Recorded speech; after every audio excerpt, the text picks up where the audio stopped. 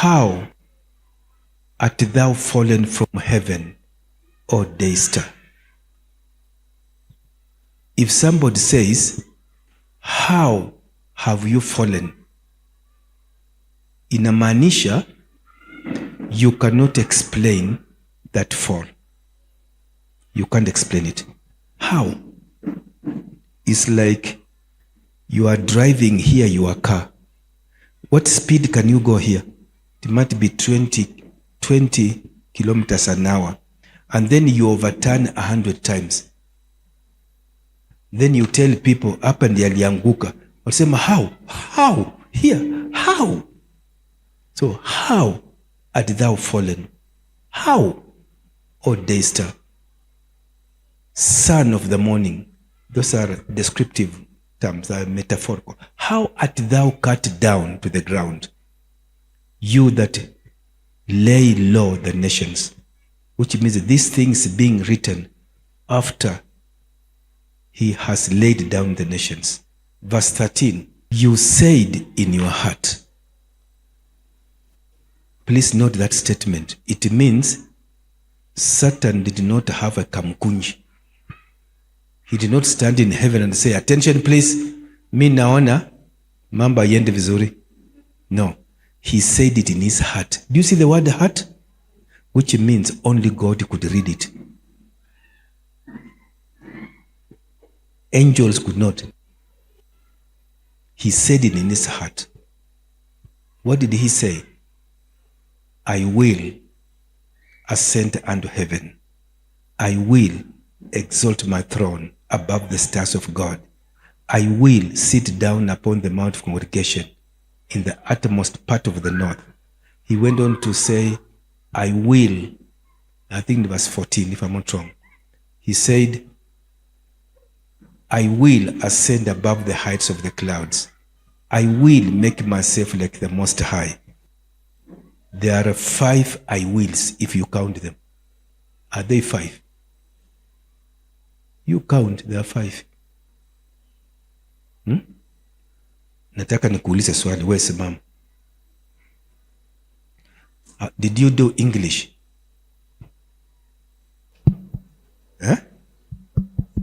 Class 8. Lakini unajua Kiingereza kidogo? Okay. Mtu akisema ukipata watu wawili na mmoja na mawe na atasema aseme I will kill you, na mwingine ana kisu na aseme I can kill you, ni yupi utakimbia? Yule wa mawe amesema I will kill you, na wa kisu amenoa kabisa, hata amekitoa, anasema I can kill you, ni yupi ambaye utakimbia? Wa mawe? Nani? Wa kisu? Wacha nisikie kwanza. Ni nani? Wa kisu. Wa kisu. Hey. Yule akiwa na kisu na asema I can kill you, ndio utakimbia, si ndio? Ama yule wa mawe anasema I will kill you? Ngojea tuone. Kwa hivyo wametumia lugha mbili. Huyu ni I will kill you na huyu mwingine I can kill you. Kwa hivyo I will kill you, huyo ndio atakuwa haraka. Unaona? Shetani hakusema I can be like God. Kama angesema hivyo hatungekuwa hapa. Alisema I will. Sasa ijapokuwa yule yuko na mawe akisema I will, it means he has declared war. It means at all cost. So what God did, because of that rebellion here, God suspended creation to prepare a stadium where Satan and the Christ would meet. And that stadium was called planet Earth. Ndiye akasema, now to be able to meet this challenge, let us create man in such a way that Satan will be defeated. Are you getting me? Ndiye akaje chapter 1 of Genesis verse 26 akasema, let us create man in our image, in our likeness. Hebu niwaulize kidogo, anaposema let us create man in our image, wanaozungumza ni watu wengi ama ni mtu mmoja? Ni plural ama singular? Ne? Plural. Neno gani linakuonyesha ni plural? Us na our, si ndio? Hebu niwaambie, ukisema hivyo hautaanguka, umeshaanguka.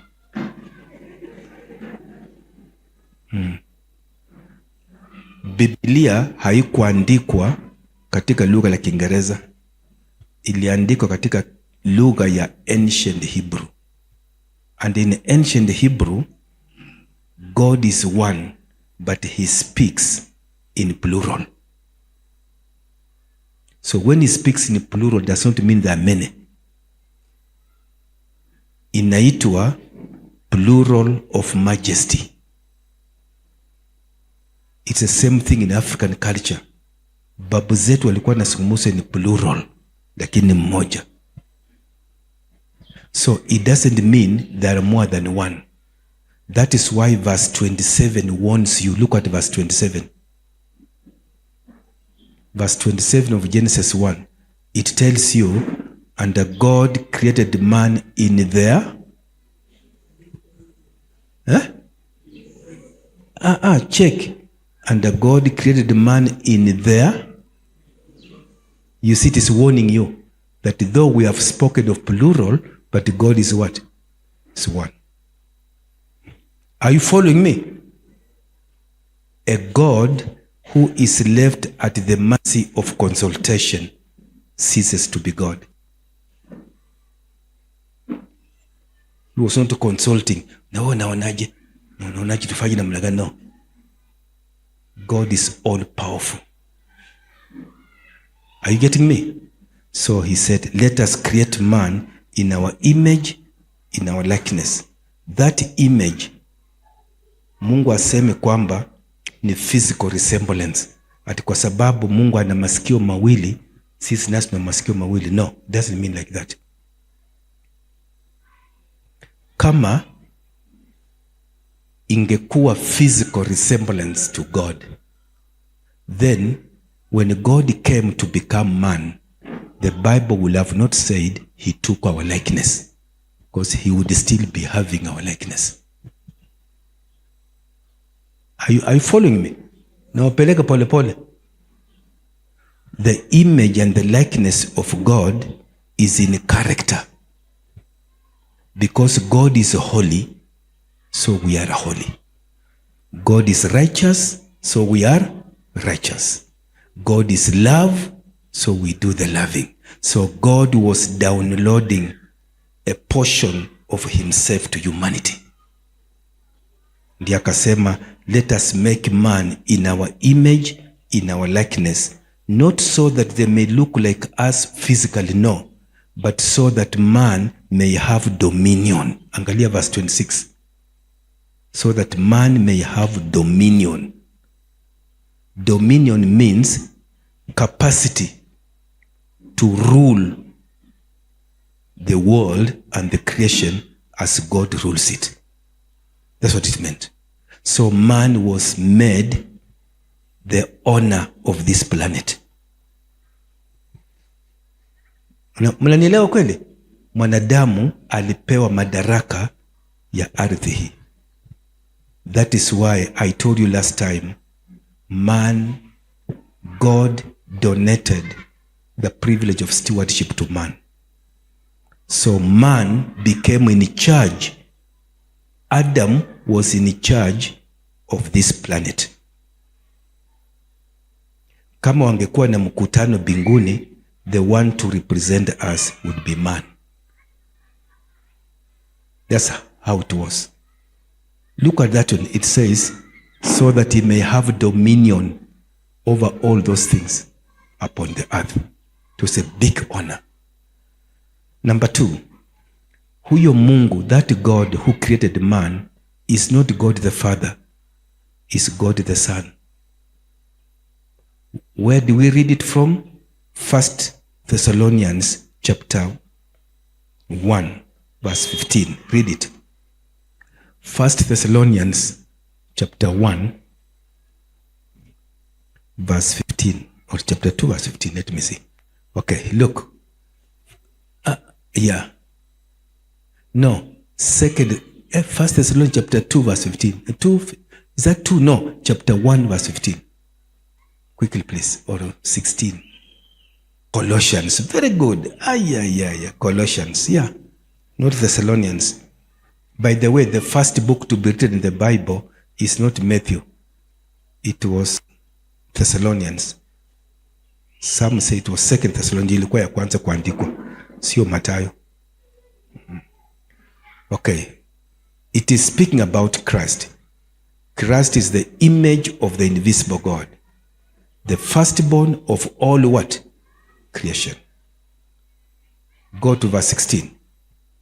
For in him, that's in Christ, all things were created. Which things? In heavens and upon the earth. Which things are in heaven? Angels, isn't it? So if that verse is true, it means the one who created... why are you changing? We are still on verse 16. All things in heaven, which means the one who created the angels is Christ. He created them before he became man. And the angels are not visible. That's why he says, things that are visible, things that are invisible, whether they be thrones or dominions or principalities or powers, all things have been created through him and unto him. That's what he says. That is why when Lucifer rebelled, it had to be the same one who created him to defeat him. Are you following me? So, man was created to have dominion of the earth. But what happened, I told you this last time, what happened, Satan came and deceived man. Did God know that Satan will deceive Adam and Eve? Did God know? Sikiliza, Mungu alijua ama alistuka? Alijua na akaachilia.